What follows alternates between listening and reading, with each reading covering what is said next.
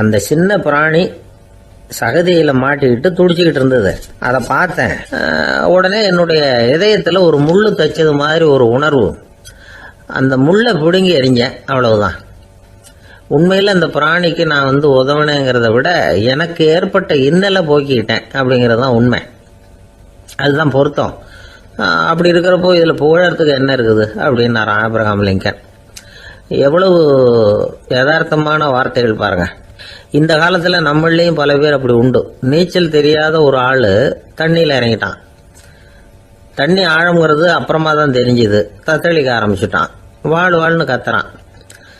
கரையில் நின்றுட்டு இருந்த ஒருத்தர் இதை பார்த்தார். உடனே அவருக்கு இதயத்தில் முள்ளு தச்சது மாதிரி ஒரு உணர்வு.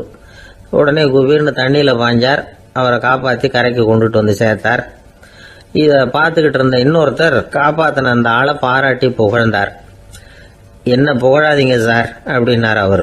ஏன்னு கேட்டார் இவர். நான் அந்த ஆளை ஏன் காப்பாற்றினேன் தெரியுமா? அவன் நேற்றுக்கு என்கிட்ட 300 ரூபா கடன் வாங்கியிருக்கிறான். இவன் தண்ணியில் போட்டான்னா நான் கொடுத்த கடனும் தண்ணியில் போடும். அதனால தான் விழுந்து காப்பாற்றினேன் அப்படின்னா அந்த ஆள்.